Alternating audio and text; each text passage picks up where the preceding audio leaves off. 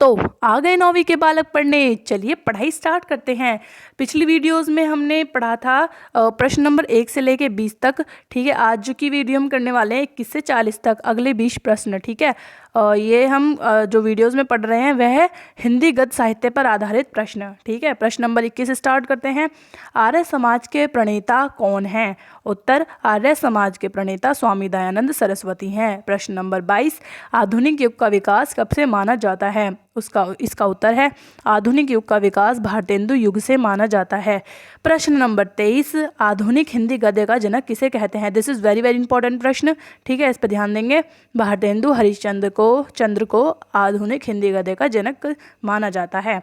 प्रश्न नंबर 24, भारतेंदु युग में विकसित गद्य विकास विधाओं के नाम लिखिए। भारतेंदु युग में कहानी, नाटक, निबंध, उपन्यास, आलोचना, जीवनी तथा यत्र वृत्तांत आदि गद्य विधाएं विकसित हुईं।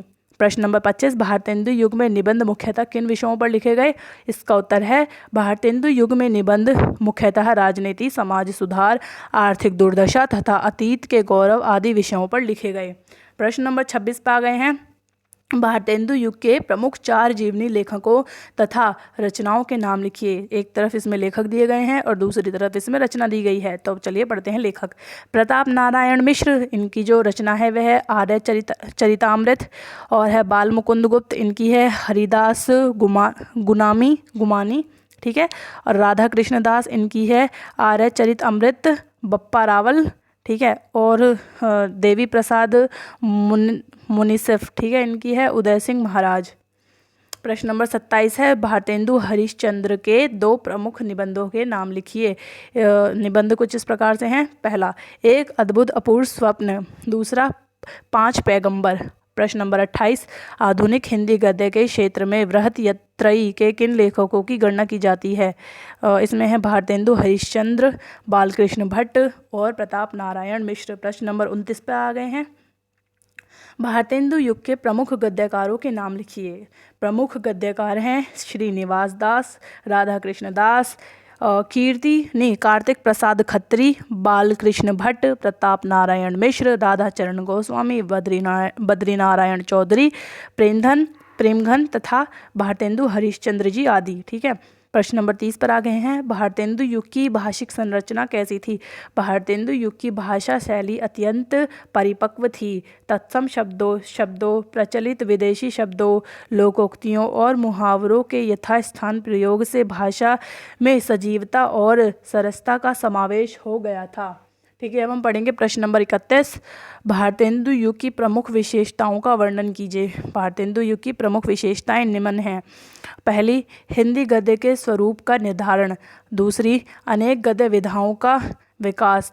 तीसरी, पत्र पत्रिकाओं का संपादन। चौथी, राष्ट्र चेतना का विकास आदि।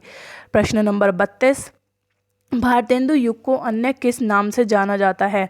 भारतेंदु युग को जागरण काल के नाम से जाना जाता है। ठीक है, प्रश्न नंबर 33 पर आ गए हैं। भारतेंदु युग का काल निर्धारण कीजिए। मतलब हमें समय सीमा बतानी है भारतेंदु युग की। भारतेंदु युग का काल 1868 से लेकर 1900 ईस्वी तक माना जाता है। ठीक है, अब प्रश्न नंबर 34 पर आ गए हैं। भारतेंदु युग की प्रसिद्ध पत्र पत्रिकाओं एवं उनके संपादक के नाम लिखिए।